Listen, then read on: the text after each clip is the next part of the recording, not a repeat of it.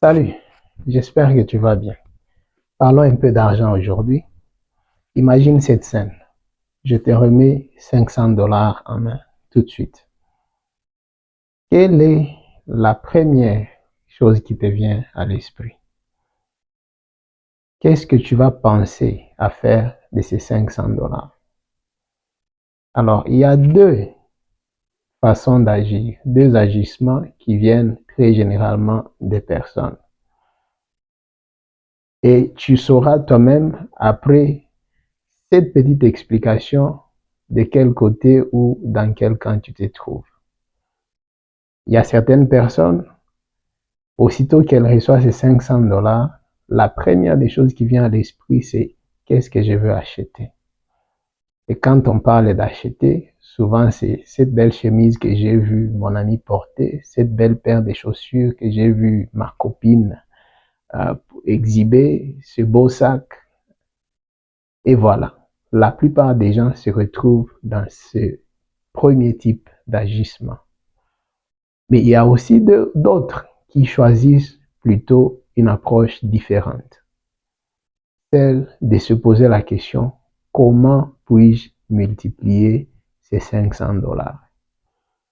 Et ces deux façons d'agir déterminent très souvent la différence ou comment ces deux personnes sont affectées financièrement ou comment ces personnes peuvent évoluer financièrement.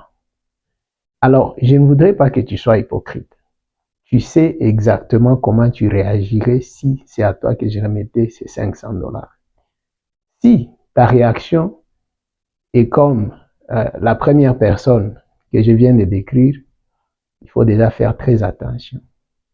Si ta réaction sera celle de la deuxième personne, je t'encourage à aller sur la même voie.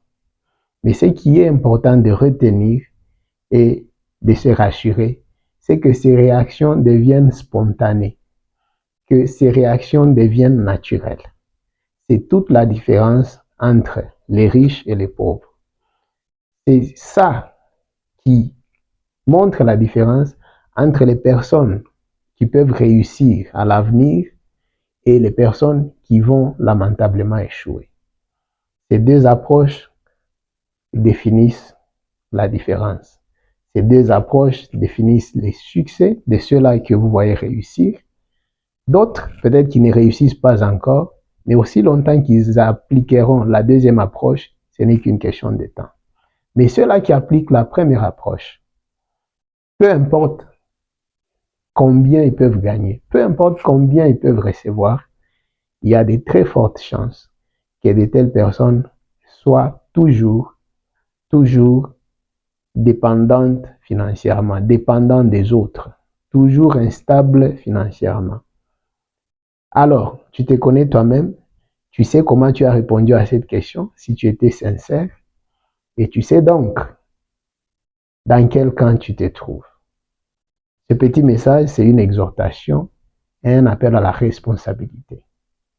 Quand tu trouves l'argent, il ne faudrait pas que la première des choses qui te vient à l'esprit, c'est comment dépenser cet argent. Quoi acheter, où aller, mais plutôt de penser comment multiplier cet argent. C'est comme ça que l'indépendance financière se bâtit. Et cela se bâtit petit à petit, mais surtout dans une discipline rigoureuse et continuelle. Merci. J'espère que ceci va vous aider à améliorer vos finances pendant cette semaine et ce mois de mars. Bye et à très bientôt.